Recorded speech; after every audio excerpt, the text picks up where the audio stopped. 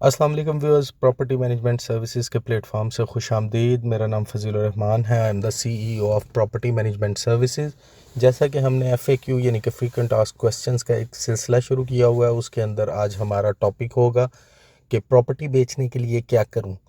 आप एक प्रॉपर्टी को बेचना चाहते हैं, उसके लिए आपको जो वर्कआउट करना होता है आज हम उसको एक्सप्लेन करेंगे कि अगर आपके पास एक प्रॉपर्टी है, आप उसको बेचना चाह रहे हैं, तो उसके लिए आपको क्या स्टेप्स हैं जो आपको फॉलो करने हैं, या अपने रियल एस्टेट एजेंट से आपने कैसे बात करनी है। सबसे पहले एक चीज़ जो मैंने अपने 8 साल के तजर्बे में देखी है, वो ये बड़ी एक आप कह लें कि बड़ी एक अजीब व गरीब सी एक लॉजिक है, वो मुझे आज तक नहीं समझ आई कि प्रॉपर्टी बेचते वक़्त आप उसको बेचना चाह रहे होते हैं मगर आप ख़रीदार बन के जाते हैं। देखें, इस तरह होता ये है कि आप सबसे पहले अपना ट्रस्ट लूज़ करते हैं। आप रियल एस्टेट एजेंट को बता रहे हैं कि मुझे प्रॉपर्टी ख़रीदनी है, जबकि आप ख़ुद उसको बेचने वाले होते हैं। तो मेरा ख़्याल है, जो मैं समझा हूँ आज तक, कि अगर आप ख़ुद से ये बता दें कि मैं सेलर हूँ इस चीज़ का, और इसमें ऐसा नहीं होता। कुछ लोगों का ये ख़्याल है कि जब मैं प्रॉपर्टी बेचने जाता हूँ तो उस वक़्त मुझे रेट कम मिलते हैं, और जब मैं ख़रीदने जाता हूँ तो मुझे रेट ज़्यादा मिलते हैं। एक चीज़ याद रखिएगा, आप लोग माशाल्लाह मेरे से ज़्यादा चीज़ों को ऑब्ज़र्व करते होंगे, मगर जब भी आप कभी किसी स्टॉक एक्सचेंज में चले जाएँ, आप किसी करेंसी एक्सचेंज में चले जाएँ, तो आप वहाँ पे एक चीज़ देखते हैं, buying rate and selling rate. Buying और सेलिंग रेट हमेशा डिफरेंट क्यों होते हैं? उसकी एक बड़ी बेसिक रीज़न ये है कि जब आप प्रॉपर्टी को बेचना चाह रहे हैं, तो इसका मतलब ये है कि आप बेचना ही चाह रहे हैं। आप उसके ख़रीदार बन के अगर उसका रेट पूछ भी लेंगे, तो आप वो दोनों रेट नहीं एंजॉय कर सकते। यानी कि आप इस तरह चाहते हैं कि आप ख़रीदार हैं और आप वो रेट लेना चाह रहे हैं जो कम से कम हो, और आप बेचने वाले हैं और आप वो रेट लेना चाह रहे हैं जो ज़्यादा से ज़्यादा हो।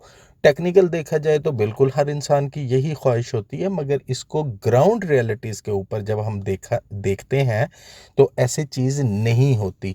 हमेशा सेलर जो है, सेलर को ये कोशिश करनी है कि आपको उन रेटों को जो कि वहाँ पे बिकने के रेट हैं, उनको ही फॉलो करना है। ख़रीदने वाले रेट को अगर आप देखते रहेंगे, और अगर यही लाख 2 लाख रुपए का डिफरेंस हमेशा आपके दिमाग में घूमता रहेगा, तो मेरा नहीं ख्याल कि आप अपनी प्रॉपर्टी बेच सकेंगे। बड़ा क्लियर कॉन्सेप्ट इसके अंदर ये बनाएं। आज हम इसको बड़ा क्लियर कॉन्सेप्ट आपको बताएंगे। आपने एक प्रॉपर्टी बेचनी है, सबसे पहले आप उस रियल स्टेट एजेंट से रब्ता करें जिसने आपको वो प्रॉपर्टी लेके दी है। डेफिनेटली वो आपके एक मिजाज को जानता है, और आप उस प्रॉपर्टी को बेचना चाहते हैं। सम टाइम ये होता है कि कुछ लोग प्रॉपर्टी आपको लेके देते हैं, बाद में आप उनकी सर्विसेज से सेटिस्फाइड नहीं है, आप नेक्स्ट किसी रियल्टर को पकड़ते हैं कि मुझे ये प्रॉपर्टी को बेचना है।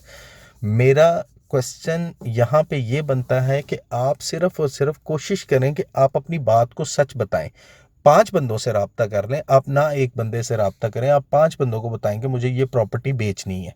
जब आपने एक प्रॉपर्टी बेचने के लिए एक माइंड मेकअप कर लिया, तो एक चीज़ अपने जहन में रखें कि जब आपको 4-5 जगहों से डिफरेंट कोटेशन आ गई, तो उसके बाद आपने, अगर आप उसको अल्हम्दुलिल्लाह प्रॉफिट पे बेच रहे हैं, तो आपने कोशिश ये करनी है कि आपको जो सर्विसेज अच्छी लगे या जो भला आदमी लगे, आप उसके थ्रू उस प्रॉपर्टी को सेल आउट करें।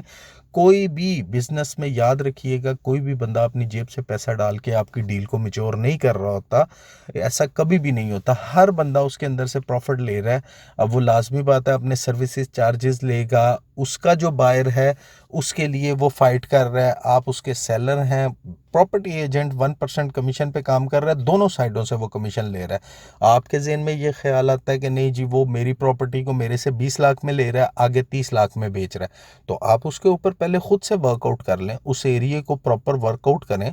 उस एरिए में मुख्तलिफ जगहों से आप रेट ले लें, वहाँ पे कि मैं प्रॉपर्टी ये बेचना चाहता हूँ, मेरी प्रॉपर्टी का क्या रेट होगा। 5 बंदे आपको डिफरेंट डिफरेंट जब रेट देंगे, तो आपको एक एवरेज तो समझ आ जाएगी कि मेरी प्रॉपर्टी की ये एवरेज है। दूसरी चीज़ की कोशिश ये करें कि जो वहाँ के लोकल हैं, जो लोकल रियल्टर्स बैठे हुए हैं, उन लोगों को आप अपनी प्रॉपर्टी नोट डाउन करवाएं।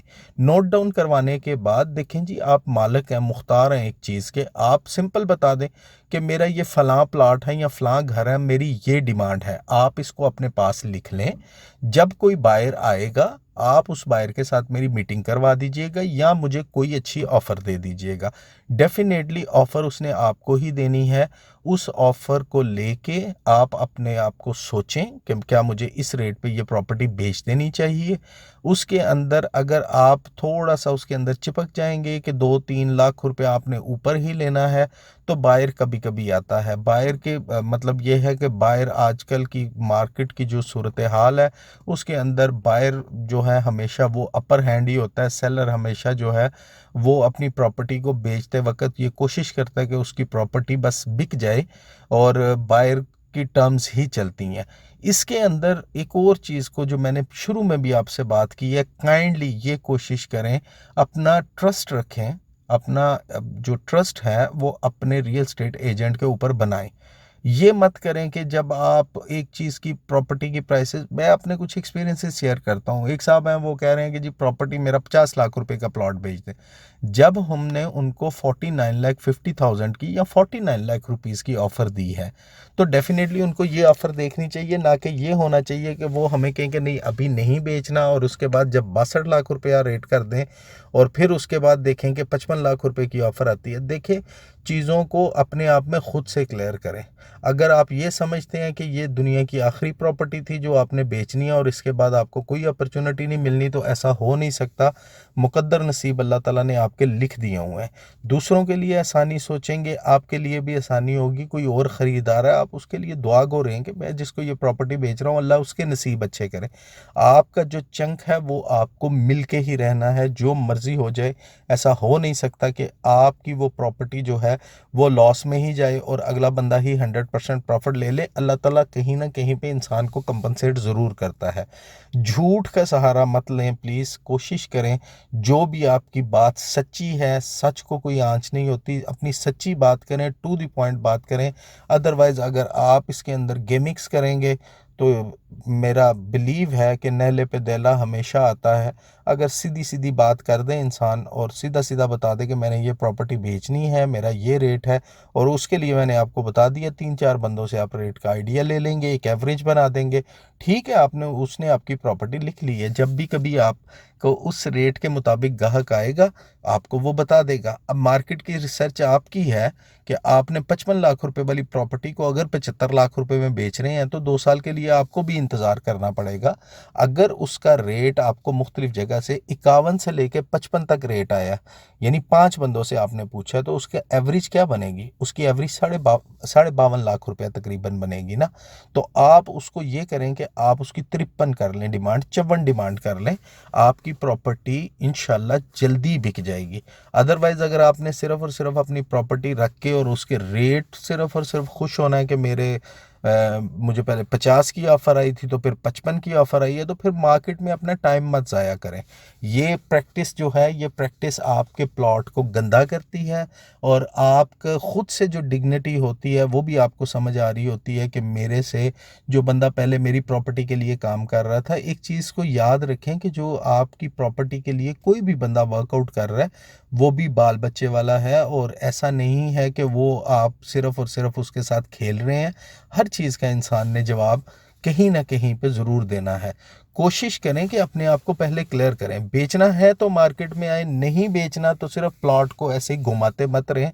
इस प्रैक्टिस के साथ आपकी प्रॉपर्टी जो है वो डेफ़िनेटली ख़राब होती है और फिर उसके बाद मैंने मार्केट की प्रैक्टिस में देखा है कि अमूमन लोगों की प्रॉपर्टीज़ पे स्टे लगे होते हैं।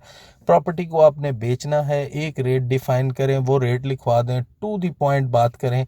अगर बढ़ गई तो उसके नसीब जिसने ले लिए, अगर कम हो गई फिर भी उसके नसीब। आप अपने आप को क्लियर करने से ये होगा कि आपकी प्रॉपर्टी बड़ी ईज़िली बिक जाएगी। व्यूअर्स, उम्मीद करता हूँ कि मैंने जो एक एफएक्यू आता है उस हवाले से थोड़ा सा एक्सप्लेन करने की कोशिश की है। कुछ बेसिक गाइडलाइन है, इसको ज़रूर ज़हन में रखिएगा। इंशाल्लाह किसी और एफएक्यू के साथ आपकी खिदमत में हाज़िर होंगे। बहुत से क्वेश्चंस हैं जो मैंने 8 साल में सुने लोगों से और उनको एक्सपीरियंस किया, मैं वो चीज़ें आपके साथ शेयर कर रहा हूँ ताकि आप लोग इस एक्सपीरियंस से कुछ फ़ायदा उठा सकें। और ये प्लेलिस्ट को आप पूरा देखिएगा, इसके अंदर हम बहुत से एफएक्यूज़ को एंटर करेंगे।